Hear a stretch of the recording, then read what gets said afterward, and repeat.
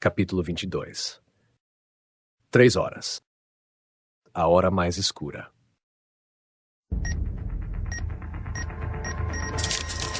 Os acontecimentos a seguir ocorrem entre as 3 e 4 horas. Por trás de densas nuvens, a luz fraca da lua iluminava a madrugada. Usando a abertura no teto, o monstro puxa Lilian para dentro do ônibus, que sai desgovernado pelo meio do pântano, derrubando bananeiras e outras árvores finas do caminho. Já eram 3 horas da madrugada. Mark, Robin e Laurette ainda estavam na beira da janela do segundo andar da mansão, observando o ônibus se afastar sem saber mais o que fazer. A Lilian está sendo levada pelo ônibus junto do monstro. O que vamos fazer agora? Pergunta Laurette preocupada. O ônibus é muito rápido. Responde Mark. Mesmo que tentemos segui-lo, nunca vamos alcançá-lo. Vamos acordar a vovó. Talvez ela possa nos ajudar a achar um jeito de salvar a Lilian. Sugere Robin.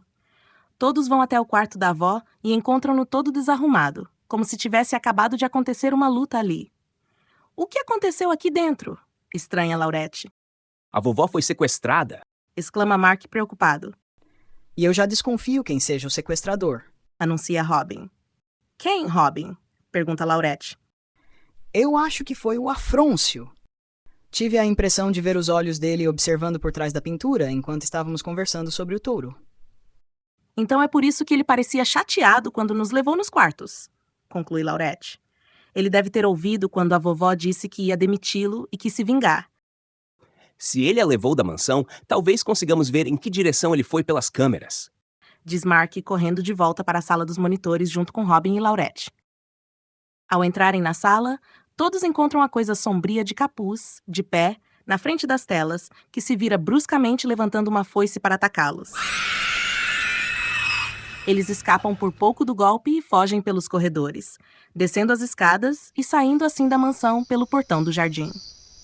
Os 3 se escondem entre as árvores do pântano e, depois de alguns minutos esperando, todos ouvem a voz de Lilian, que vem saindo do túnel pelo buraco feito por Laurette e Jorginho. Oi, gente! Lilian, o que fazia aí embaixo? Surpreende-se Robin. Quando caí em cima do ônibus junto do monstro, fomos parar lá na casa da titia. Responde ela se limpando. Depois o monstro me levou para dentro do túnel e fechou a porta de madeira que ele fez lá no abrigo subterrâneo. Mas acho que ele não sabia que tínhamos feito outra saída, por isso achou que eu estivesse presa. Sorte sua, hein? Comenta Mark. Pois é. Diz Lilian. O interessante é que a porta do túnel era exatamente do formato do buraco na parede, e quando fechada, escondia perfeitamente a entrada. Que monstro engenhoso, admira-se Laurette. Ainda tem mais! Fala ela. Quando o monstro se descuidou um pouco, consegui pegar o papel dele sem que ele percebesse. E o que é? Diz Robin, pegando o documento das mãos dela. É uma espécie de planta da mansão da vovó. Responde Lilian. Não é só isso. É uma planta subterrânea da garagem de caminhões, especificamente do poço de petróleo. Fala Robin. Então esse monstro quer ligar os canos do túnel no poço para levar petróleo até lá no chuveiro? Pergunta Laurette confusa. Bem, nós já temos uma ideia do que esse monstro quer. Agora precisamos arranjar um jeito de prendê-lo. Fala Mark. Também precisamos de um plano para prender a morte e resgatar a vovó, lembra Laurette. A vovó foi sequestrada? Pergunta Lilian. Sim. Responde Robin. Ela foi levada pelo Afrôncio. Já sei. Vibra Mark. Tive um plano para prender o monstro. Qual Mark? Indaga Lilian. Alguém usa o papel que a Lilian pegou para atrair o monstro para dentro do túnel por esse buraco. Depois, sai do túnel correndo usando a porta que tem lá debaixo da casa da titia. Aí o resto de nós fecha as 2 saídas do túnel, prendendo o bicho lá dentro. Boa ideia. Concorda Robin. Quem vai? Você! Responde Lilian. Eu? Por quê? Primeiro, porque o túnel é apertado e qualquer um de nós não consegue correr tão rápido dentro dele quanto você. E segundo, porque estamos mandando. Diz Lilian. Não posso ir de livre e espontânea vontade? Reclama Robin. Não, você vai de livre e espontânea pressão. Manda Mark. Até quando vou ser cobaia dos testes idiotas e planos malucos de vocês dois? Resmunga Robin chateado. Até a morte. Tranquiliza Mark. O quê? Espanta-se ele empalidecendo. Até eu morrer?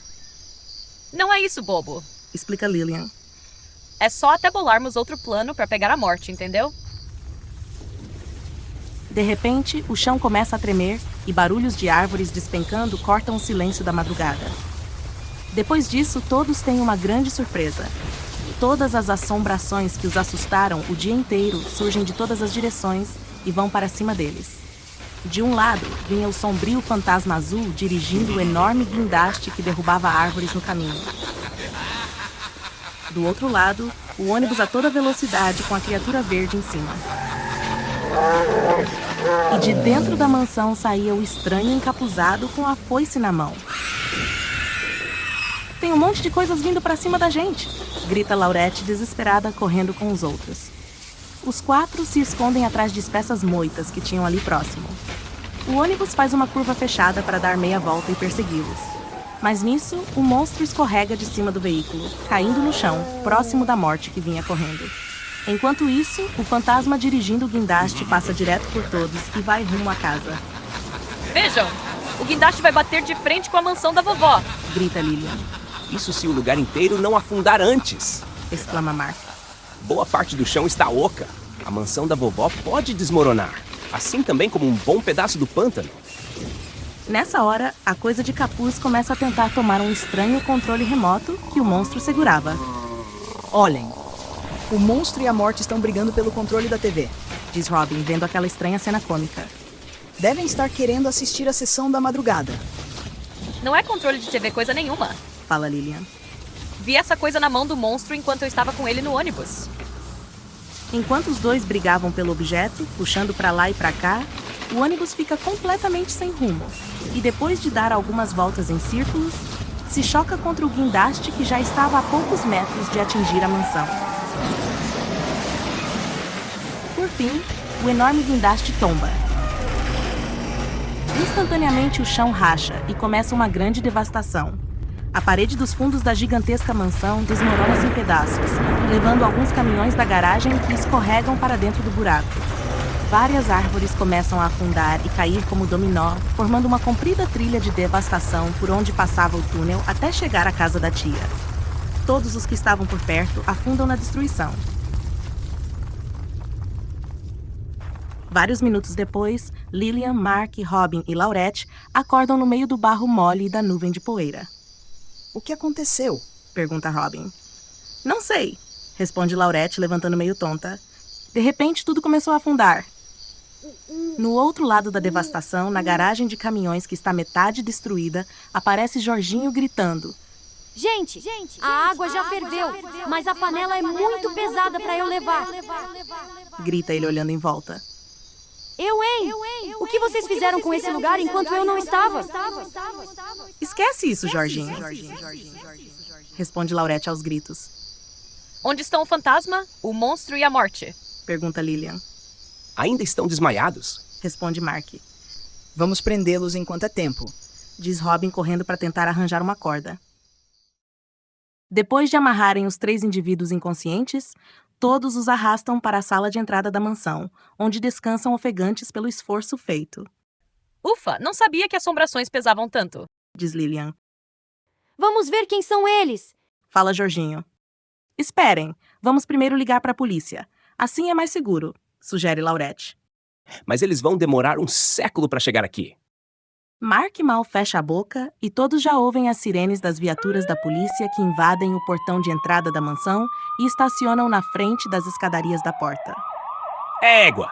Diz Mark, olhando a janela surpreso. Retiro o que disse. Policiais invadem a casa armados. Quem são os bandidos? Eles estão aqui, seu guarda. Diz Robin apontando para os 3 fantasiados. É o mordomo e sua gangue.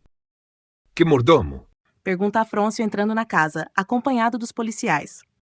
Afrôncio? Foi você quem chamou a polícia? Admira-se Laurette. Sim. Responde ele. Ah, assim não vale, Afrôncio. Reclama Robin. Você infringiu as leis da natureza. O mordomo sempre é o culpado, poxa. Com licença? Pede o sargento. Aqui tem mesmo algum bandido? Ou é só um baile à fantasia? Eles 3 é que são os bandidos, sargento. Afirma Lilian. E quem são eles? Pergunta o oficial.